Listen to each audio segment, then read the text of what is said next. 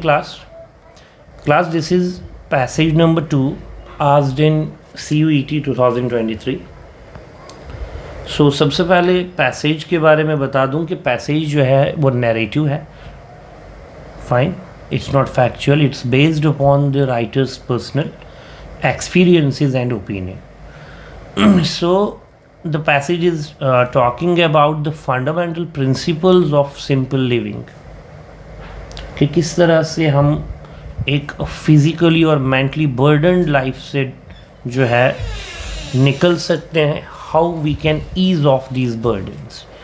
So I will read the first few paragraphs of the passage, then after we will solve the questions given. So the passage reads as, when things aren't going well, we tend to think we are lacking in something. But if we want to change our current situation, we should first part with something before we look to acquire something else. This is a fundamental tenet of simple living. Right? So the fundamental principles or the beliefs of simple living is that when things aren't going well in our life, हम क्या सोचते हैं उस time पे? We tend to think we are lacking in something. लेकिन अगर हम उस करंट सिचुएशन से बाहर आना चाहते हैं तो राइटर का ओपिनियन ये है, we should first part with something. ठीक है, उससे थोड़ा दूर हो जाओ and try to acquire something else. किसी और चीज़ को एक्वायर करने की माइंड में लाने की कोशिश कर लो. This is the fundamental tenet of simple living. यही प्रिंसिपल है कि डिस्कार्ड करो अपनी अटैचमेंट्स को. Let go to your assumptions.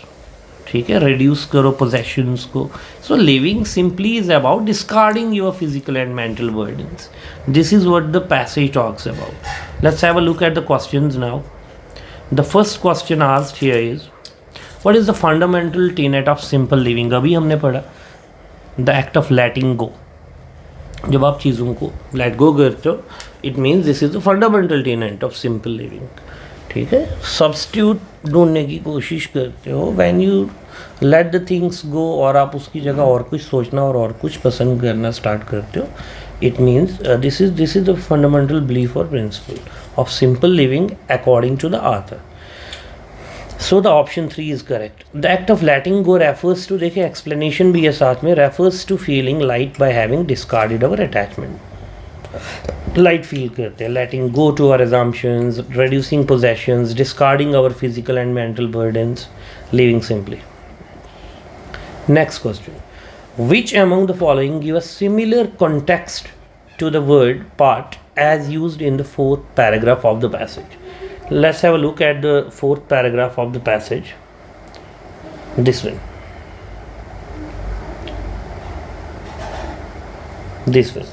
I have marked here, and the word part is underlined, as when we part with something, someone who is dear to us. As when we part with something who is dear to us. तो यहाँ पे part का मतलब है किसी चीज़ से दूर हो जाना, किसी चीज़ से अलग हो जाना.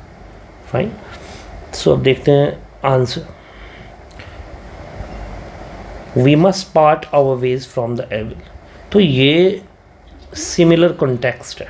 It means separation. Simple. Part here refers to separation. Next question. Which among the following provide similar meaning to the word discard as used in the paragraph 5 of the passage? Discard.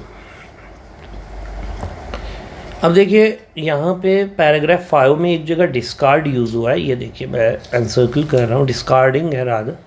ठीक है, you must start by discarding.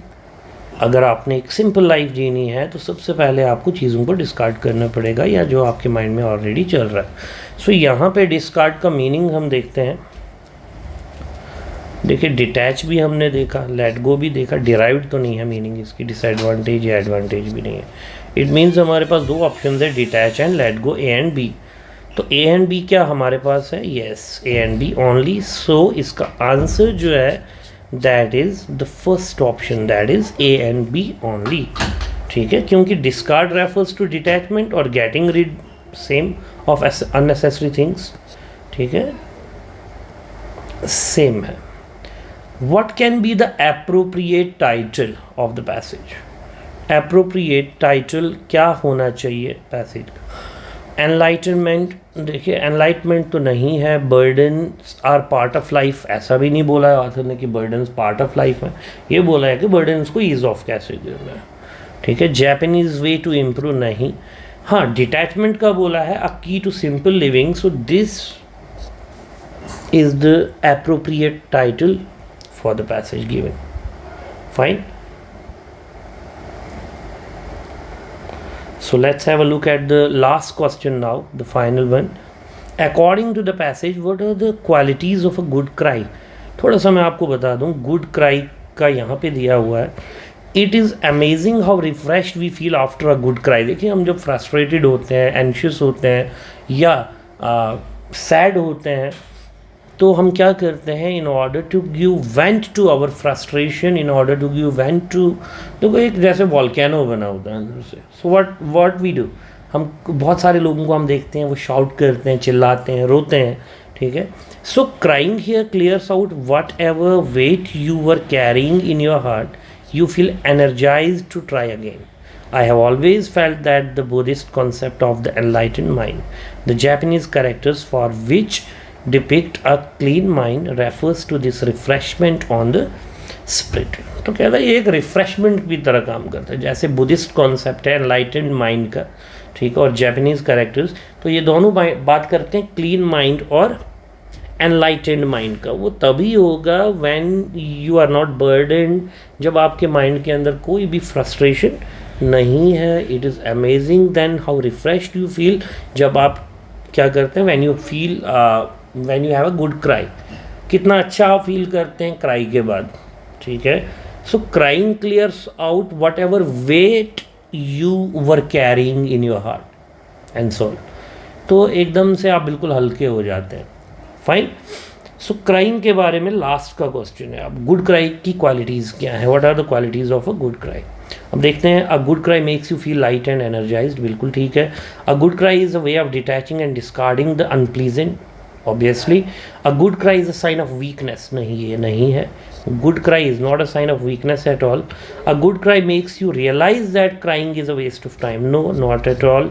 A good cry is an illusion in the path of attaining enlightenment, illusion भी नहीं है। So let's have a look at the answers now. A and B only, yes. Look, I have marked the 3 options as incorrect. C, D and E are incorrect, so we are left with 2, A and B. So A and B ही इसका answer है, option 1 is correct, A and B only. It is amazing when an individual feels refreshed after a good cry, therefore a good cry is necessary. Fine.